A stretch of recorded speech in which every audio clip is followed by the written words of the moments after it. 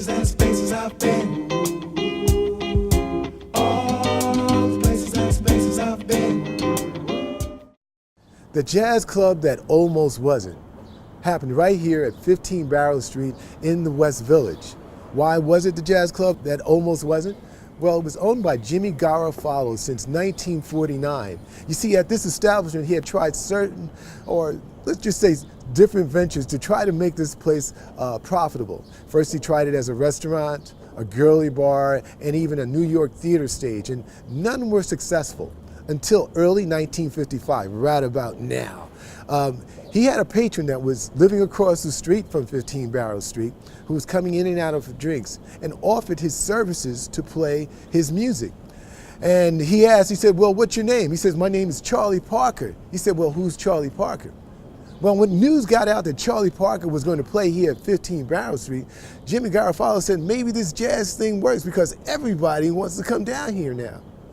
The only thing, Charlie Parker didn't make the date. He passed just before the opening of the club. And now news was out that Cafe Bohemia was going to be a jazz club. And that started off this incredible reputation about the Club Bohemia.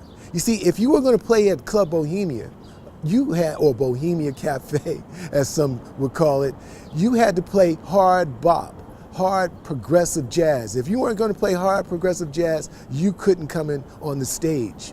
And that also had the reputation of over a half a dozen live jazz broadcasts, live jazz albums that were recorded here, such as Randy Weston, Miles Davis and John Coltrane, Art Blakey and the Jazz Messengers with Horace Silver, and so many others, as I said, live broadcasts recorded here at 15 Barrow Street here in the West Village. And as I said before, it was the atmosphere that made this place. When you got in here, it was no more than 100 people that could sit in this tight spot. It had a red lighting that was from the stage, and that was something too, because that was from the Miles Davis album called Round About Midnight. You see a picture of Miles Davis, didn't look like me though, but he's like this with his trumpet, and you see that red hue that was on there. There was so much going on here.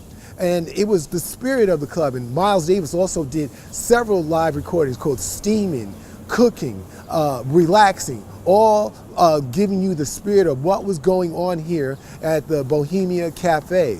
Also, the house band leader was Oscar Pettiford, that same Oscar Pettiford that we're now doing the show on.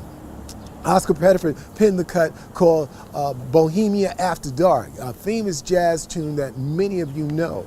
Okay, so there was much going on here at the Bohemia Cafe.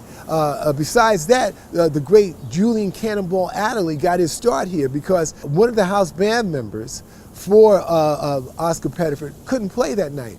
So Oscar gave him a solo, and that launched the great Cannonball Adderley's career. That happened right here.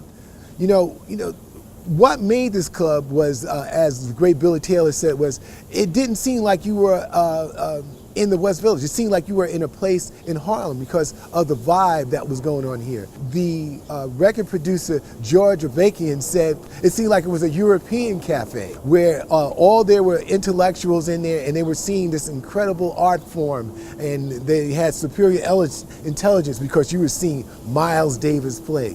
Okay, and while other musicians took the attitude, such as Roswell Rudd, that here you were at 15 Barrow Street at the Bohemia Cafe, and you got to see John Coltrane no more than 10 feet away from you playing, and all the musicians were at the bar with their mouths open watching. How did Coltrane do that? All that spirit, all that going on here at the Bohemia Cafe for a jazz club that wasn't supposed to be. But if it wasn't for Charlie Parker, there wouldn't have been a jazz club for a place that he never got a date that he didn't make. And thus I would call this the spirit of Charlie Parker still lived. And Ted Jones said it best, bird lives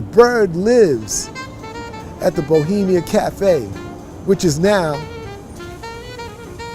Barrow Street Ale House in New York City on 15 Barrow Street.